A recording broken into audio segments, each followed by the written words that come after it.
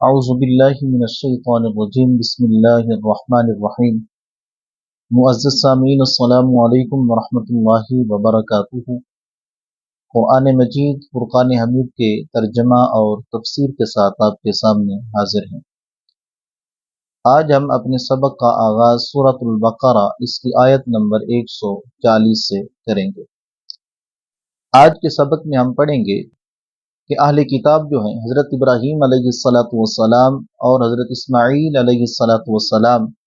اور حضرت اسحاق علیہ السلام اور حضرت یعقوب علیہ السلام اور ان کی اولاد کے متعلق وہ کیا عقیدہ رکھتے تھے۔ اور اسی طرح آج ہم اپنے سبق کے اندر یہ بھی پڑھیں گے کہ کیا انسان کے لیے اس کے والدین یا اس کے پیر وغیرہ جو ہیں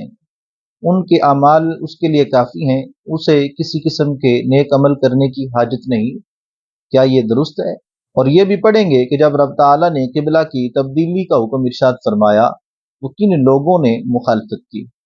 آئیے اپنے سبق کا آغاز سورۃ البقرہ اس کی آیت نمبر 140 سے کرتے ہیں۔ قرآن مجید فرقان حمید کی تلاوت سماعت فرمائیں۔ بسم اللہ الرحمن الرحیم۔ ام تقولون ان ابراہیم و اسماعیل و اسحاق و یعقوب والاسباط كانوا هودا او نصارى قل أأنتم أعلم أم الله ومن أظلم ممن كتم شهادة عنده من الله وما الله بغافل عما تعملون۔ آئیے اس کا ترجمہ سماعت فرمائیں۔ اے اہل کتاب، کیا تم یہ کہتے ہو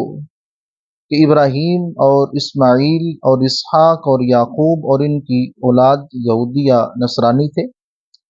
تم فرماؤ، کیا تم زیادہ جانتے ہو یا اللہ؟ اور اس سے بڑھ کر ظالم کون جس کے پاس اللہ کی طرف سے کوئی گواہی ہو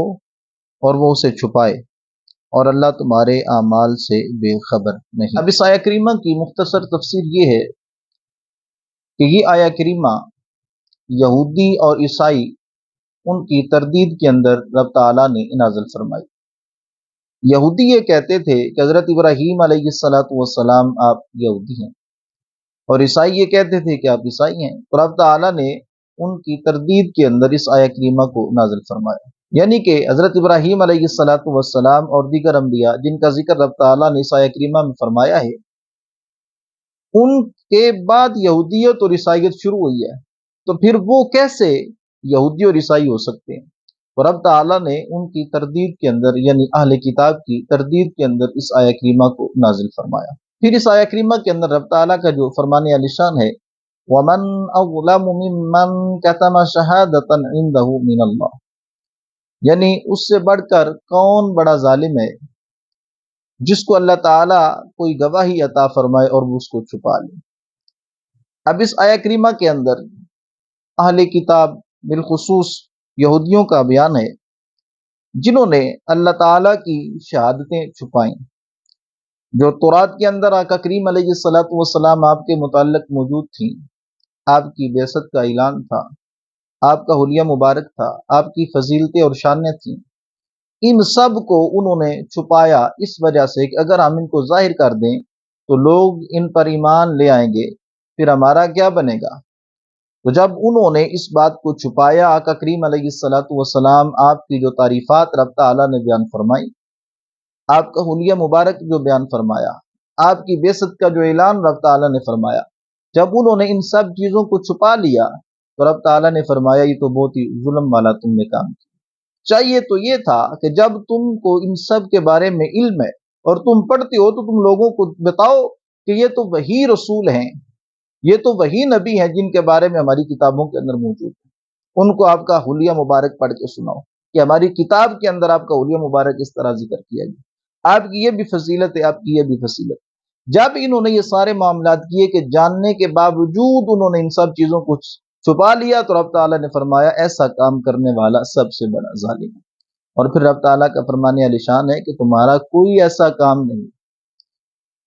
جو تم یہ سمجھو کہ نعوذ باللہ اس کا علم اللہ تعالیٰ کو نہیں، تمہارے ہر کام سے اللہ تعالیٰ واقف ہے۔ تو اس کے بعد اگلی آیہ کریمہ میں آپ کے سامنے رکھتا ہوں آیا کریمہ یوں ہے، تلک امۃ قد خلت لها ما کسبت ولکم ما کسبتم ولا تسألون عما كانوا يعملون، جس کا ترجمہ یوں ہے، وہ ایک امت ہے جو گزر چکی، ان کے اعمال ان کے لیے ہیں اور تمہارے اعمال تمہارے لیے ہیں، اور تم سے ان کے کاموں کے بارے میں نہیں پوچھا جائے گا۔ اس آیہ کریمہ کے اندر یہودیوں کو ایک بار پھر تنبیہ ارشاد فرمائی گئی، کیونکہ یہودی یہ کہتے تھے اگر آج ہم نے اچھے اعمال نہ بھی کیے نا، تو ہمارے آباء و اجداد کو رب تعالیٰ نے جو فضیلتیں عطا فرمائی ہیں اور انہوں نے جو نیک اعمال کیے ہیں، ان کی وجہ سے ہماری بھی بخشش ہو جائے گی، لہٰذا ہمیں نیک اعمال کرنے کی حاجت نہیں ہے۔ تو رب تعالیٰ نے ارشاد فرمایا ان کو بطور تنبیہ، فرمایا یہ نہ سمجھو اگر تم نے نیک اعمال نہ کیے، نبی اکرم صلی اللہ علیہ وسلم آپ کا کلمہ نہ پڑھا، تو تمہارے لیے وہی اعمال کافی ہوں گے جو تمہارے آباء و اجداد نے کیے ہیں۔ فرمایا ایسے نہیں ہوگا، بلکہ وہ تو گزر چکے، ان کے اعمال ان کے لیے ہیں، تمہارے اعمال تمہارے لیے ہیں۔ اور اس آیہ کریمہ کے اندر مسلمانوں کے لیے بھی نصیحت ہے، جو اپنے ماں باپ، پیر و مرشد، ان کے اعمال پر بھروسہ کرتے ہیں اور خود نیکیوں سے دور رہتے ہیں اور گناہ کرتے ہیں، اور یہ کہتے ہیں کہ ہماری تو بخشش ہو جائے گی، ہمارے والدین ان کے اعمال کی وجہ سے ہمیں چھوڑ دیا جائے گا، تو ان کو بھی سمجھنا چاہیے ان کے اعمال ان کے لیے ہیں، ہمارے اعمال ہمارے لیے ہیں۔ ہاں، رب تعالیٰ مسلمانوں کے حق کے اندر سفارش قبول فرمائے گا آقا کریم علیہ الصلوۃ والسلام آپ کے بعد آپ کی امت کی علماء کی، شہداء کی، لیکن یہ بات علیحدہ ہے، فائدہ ہوگا، ہمیں اس سے نصیحت حاصل کرنی چاہیے، اور اپنی زندگی کے اندر ایمان لانے کے بعد، یہ تصدیق قلبی کرنے کے بعد ہمیں آقا کریم علیہ الصلوۃ والسلام آپ کی شریعت مطہرہ پر عمل کی کوشش کرنی چاہیے۔ اللہ تعالیٰ کی بارگاہ میں دعا کرنی چاہیے کہ یا رب العالمین ہمیں شریعت مطہرہ پر عمل کرنے کی توفیق عطا فرما۔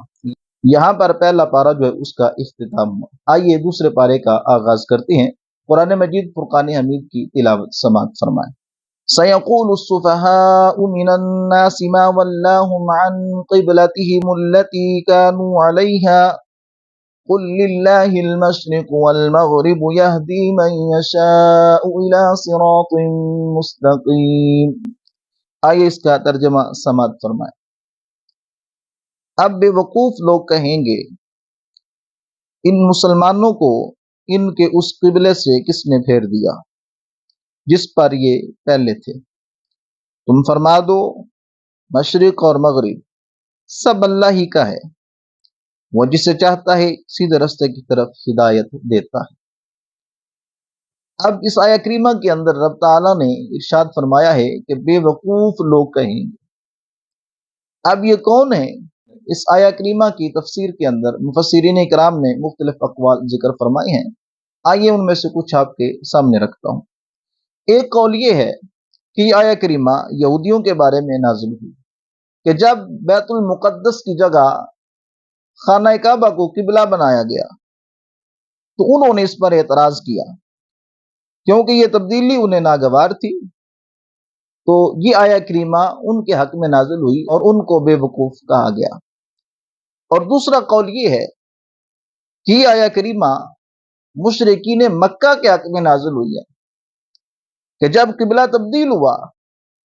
انہوں نے آپس میں یہ کہنا شروع کر دیا کہ محمد صلی اللہ علیہ وسلم اپنے دین کے بارے میں نعوذ باللہ تردد کا شکار ہیں، اور ابھی تک ان کے دل میں اپنی ولادت گاہ کی یعنی مکہ المکرمہ اس کا اشتیاق موجود ہے، لہٰذا اس لیے اب وہ تمہارے شہر کی طرف متوجہ ہوئے ہیں اور ہو سکتا ہے کہ وہ ان قریب تمہارے دین کی طرف پلٹ آئیں۔ تو رب تعالیٰ نے اس آیہ کریمہ کو ان کے رد کے اندر نازل فرمایا اور فرمایا کہ ایسے لوگ بے وقوف ہیں۔ اور تیسرا قول یہ ہے کہ آیت منافقوں کے حق میں نازل ہوئی، کیونکہ انہوں نے اسلام کا مذاق اڑاتے ہوئے قبلہ کی تبدیلی پر اعتراض کیا تھا، تو رب تعالیٰ نے ان کو بے وقوف کہہ کر مخاطب فرمایا۔ اور چوتھا قول یہ ہے کہ یہ آیہ کریمہ مشرکین، منافقین اور یہودیوں کے حق میں نازل ہوئی، کیونکہ قبلہ کی تبدیلی پر ان سب نے تان و تشنیع کیا تھا، اعتراضات کیے تھے، اور رب تعالیٰ نے اس آیہ کریمہ کو نازل فرمایا۔ تو معلوم ہوا کہ یہ سب جو ہیں اس کا مصداق ہیں، اور ان کو بے وقوف کہا گیا کہ بے وقوف لوگ یہ کہیں گے کہ مسلمانوں کو ان کے قبلہ سے کس نے پھیر دیا ہے۔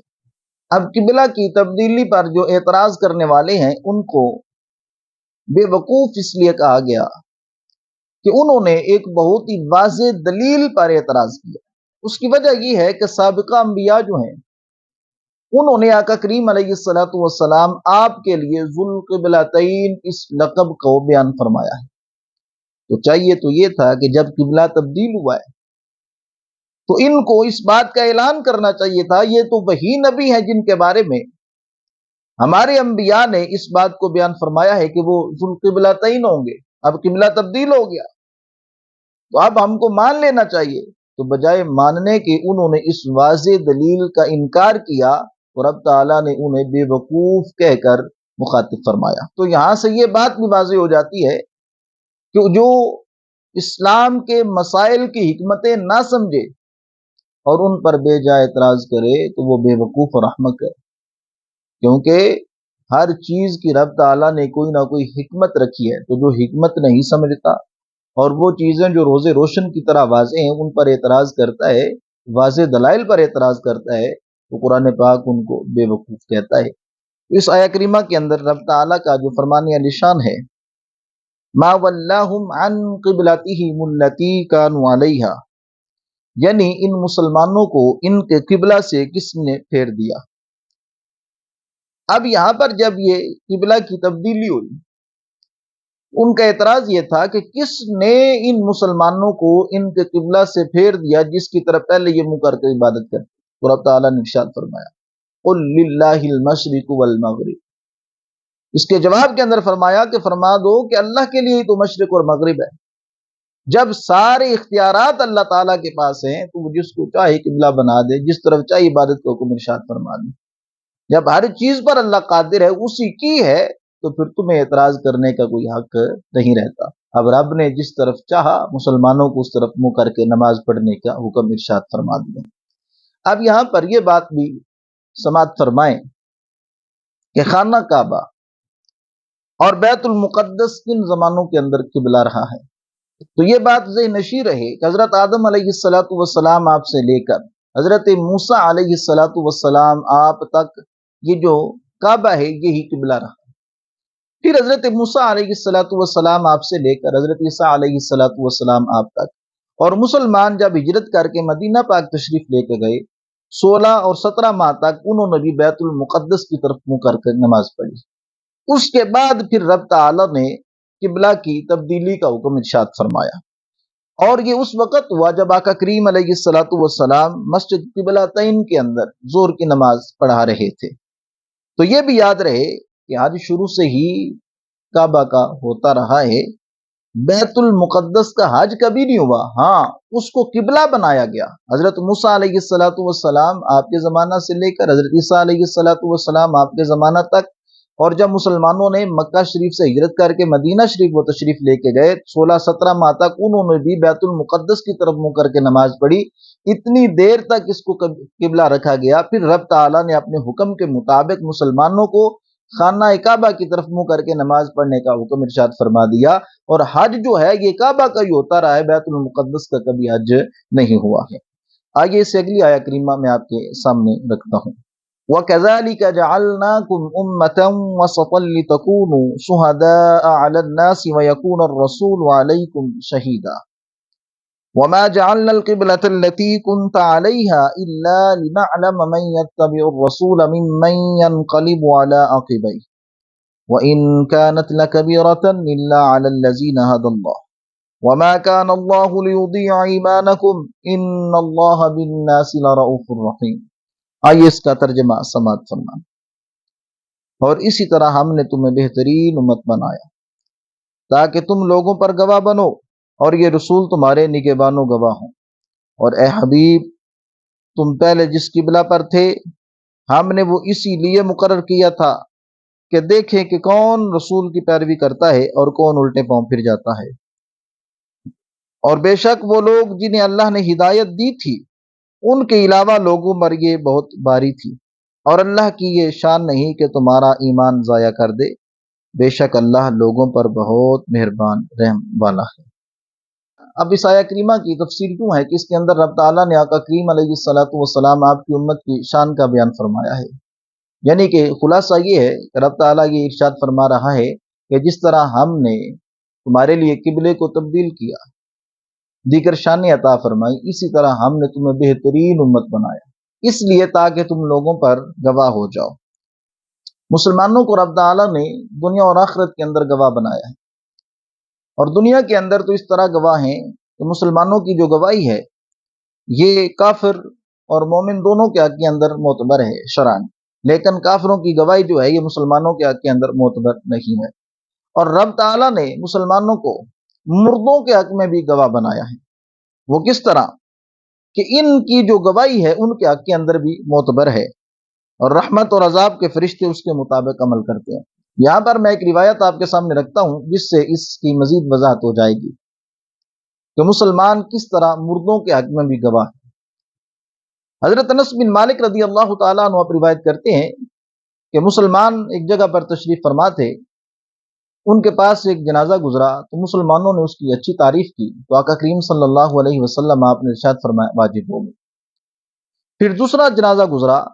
تو صحابہ اکرام نے اس کی برائی کی تو آقا کریم صلی اللہ علیہ وسلم آپ نے فرمایا واجب ہو گئی۔ حضرت عمر فاروق رضی اللہ تعالیٰ عنہ